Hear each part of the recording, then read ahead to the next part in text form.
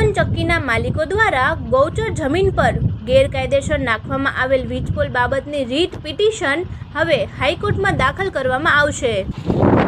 નમસ્કાર, ગુજરાત 24 ન્યૂઝમાં આપનું સ્વાગત છે.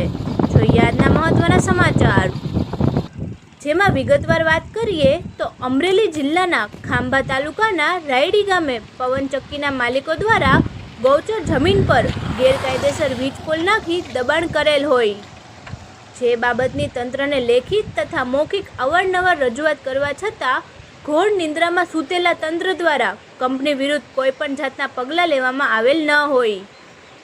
ત્યારબાદ જવાબદાર અધિકારી તથા પદાધિકારીને સેક્શન 80ની નોટિસ ફટકારવામાં આવી, જેમાં તેઓને 2 મહિનામાં દબાણ હટાવવાની કાર્યવાહી કરવાની હોય છે, પરંતુ 2 મહિનાના બદલે 5 મહિના વીતી ગયા હોવા છતાં પણ કોઈ પણ જાતની કાર્યવાહી કરવામાં આવેલ ન હોય અને નોટિસનો પણ કોઈ જવાબ આપવામાં આવેલ ન હોય, જેથી કરીને હવે આ ઘોર નિંદ્રામાં સૂતેલા તંત્રને જગાડવા માટે હવે હાઈકોર્ટનો જ સહારો લેવો પડે તેવી સ્થિતિ ઉત્પન્ન થયેલ છે.